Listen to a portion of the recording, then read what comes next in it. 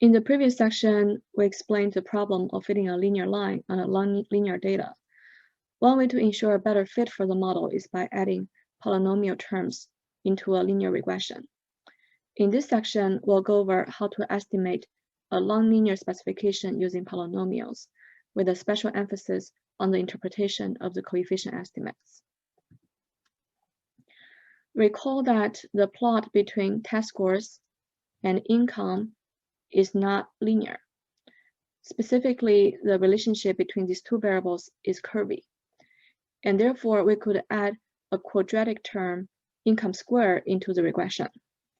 To do this in R, we can place income squared in the I function and make this a quadratic term for income. The I function in R ensures that the component inside the parentheses is used as an arithmetic operator. Therefore, you will be able to include this quadratic term into the regression model by using the all-n function. The specification of this quadratic model shows that the model is still linear in the coefficients, that is beta naught, beta 1, beta 2, but it's no longer linear in the x variables, because now you have a quadratic term in this model. In this case, since the coefficients are still linear, you can still use the hypothesis tests in the OLS framework to draw inferences for each of the coefficients. For example, you can still conduct a t-test for beta 1 and beta 2 and do a f-test for testing the statistical significance for beta 1 and beta 2 combined. Let's see how the output looks like. In column 1, I regress test scores on income, and the estimated beta 1 hat is 1.88. As we know from the previous plot that the relationship between the x and y variable is not linear, and hence the estimate for beta 1 is biased. In column 2, I added a quadratic term, income squared, and you can see the estimates here. The adjusted R-square goes from 51% to 55% in the second model. This suggests that the second model has a higher explanatory power to the variation of the test scores. The F statistics shown here are the overall F statistics, which are done by restricting the coefficients of all the regressors to 0. As we mentioned previously in the joint hypothesis test, this is the default option for the F-test, which is shown automatically under each regression table in R, unless you specify that you don't want them to show. The F statistics for the first model shows that the unrestricted model with 1 regressor is better than the model with 0 regressor. And the F statistics for the second model shows that the unrestricted model with 2 regressors is better than the model with 0 regressor. And therefore, by comparing these two F statistics, it's still unclear which model is better. And that's why we need to do a t-test on each of the coefficients in model 2 to find out. If you do a simple t-test on the coefficient beta 1 and beta 2 separately, it's easy to see that these two variables are both statistically significant at 5% level. This means that we should include this quadratic term for income in this regression model. Now, how do we interpret the coefficient of this second model? For a simple multiple regression model, the coefficient measures the partial effect of holding the other regressors constant. In this case, since we have a quadratic term in this model, we can no longer claim that beta 1, for example, measures the partial effect of income on test scores by holding income constant. It doesn't make any sense. And therefore, you have to do a little computation to find out what is the marginal effect of changing income on test scores. For instance, you can estimate what is the effect of increasing income from 4,000 to 5,000 per capita on the predicted test scores. In this case, the change in test scores as measured by the delta of test scores is given by the difference in test scores when income is equal to 5 versus when income is equal to 4. Specifically, you will compute what is the test scores corresponding when income equals to 5. And then subtract the test score when the income is equal to 4. With a little calculation, the result shows that the difference in test scores is 3.5. Therefore, we know that by increasing income from 4,000 to 5,000, the test scores will on average increase by 3.5 points. Remember that now that the fit for the model is quadratic, the marginal impact of income on test scores is no longer a constant. As the value for income changes, the marginal impact of income on test scores changes. The size of the impact depends on the value of the slope parameter corresponding to a specific level of income. Therefore, we have to evaluate the marginal impact of income on test scores case by case. For example, by increasing income from 4,000 to 5,000, the test scores will on average increase by 3.5 points. By increasing income from 10,000 to 11,000, the test scores will on average increase by 3.05 points.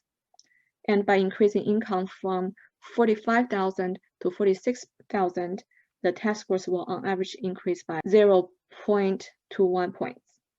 This result shows that as income goes higher and higher, the marginal impact of income on test scores decreases, which is in line with how the slope of the curve evolves when income goes up. This plot here shows that the difference between fitting a linear line versus fitting a quadratic model in the data. It's obvious from this plot that the quadratic model can explain the underlying data much better than the linear model can. And therefore, in this case, the quadratic model is a better model to use as compared to the linear model. Let's pause this video and do in-class exercises 1, 2, 3. In the previous model, we added a quadratic term into the linear model in order to capture the curvature in the data. To add curvature in the data, we could similarly incorporate a cubic term or a polynomial of degree 3 in income, as captured by this term here. By incorporating additional cubic term in the model, the adjusted square increases marginally from 55% in model 2 to 56% in model 3. Additionally, a simple t-test on the coefficients in model 3 shows that all the regressors, including the quadratic term and the cubic term, are statistically significant at 5% level, as the t-stats for all the coefficients are much greater than 1.96. And for the cubic term, since the t-statistics is around 3.3, which is statistically significant at 5% level, we can rule out the quadratic model and hence rule in favor of the cubic model. We can also conduct a f-test to see whether the cubic model is better than the linear model in model 1. By restricting both beta 2 and beta 3 to 0 in the null, the result of the f-test shows that the f-statistics is equal to 37.69, which you will see in the next slide. This means that we have strong evidence to reject a null that linear model is better, and hence we should use the cubic model instead. In this case, all the pointers suggest that model 3 is the best model to use in describing the data. This slide summarizes what I just said in words. As you can see, the f-stats here is 37.69. But how do we interpret the marginal effect of income on test scores in the cubic model? Similar to the interpretation of the quadratic model, the marginal effect can only be evaluated based on a specific level of income. For instance, you can calculate the marginal effect of increasing income from 4,000 to 5,000 per capita on the predicted test scores. Again, the marginal effect is computed by the differences between the test scores when the income is equal to 5 versus the income when income is equal to 4. Doing a little math shows that the difference in test scores corresponding to these two different income levels is 4.98. This means that by increasing income from 4,000 to 5,000, the model predicts that the test scores will on average increase by 4.98 points. This plot shows how the quadratic fit, which is captured by the blue line, is compared to the cubic fit, as captured in the black line. From this plot, it's hard to detect which model is better, as both models seem to explain the underlying data pretty well. Therefore, you will have to use your own judgment to pick the winner, based on which model you think is better fit for the data in this case. In summary, how do we know the degree of polynomial to use in the model? We will first plot the data and see whether the distribution of the data is linear or nonlinear. And if the data is linear, then we could start to add polynomial terms such as the square and or cubic terms to the model in order to fit the underlying data better. We can also use the T and F tests to determine whether the nonlinear model is better than the linear fit. We can check the estimates of our coefficients to see how sensitive the estimates are to the inclusion of additional regressors. When the quadratic model and the cubic model are very close contestants in describing the data, then you have to use your own judgment to pick the winner. Be careful to not overfit the model by including too many polynomial terms, because everything else equal, we want our model to be as parsimonious as possible. That means to retain as few regressors as possible in the model.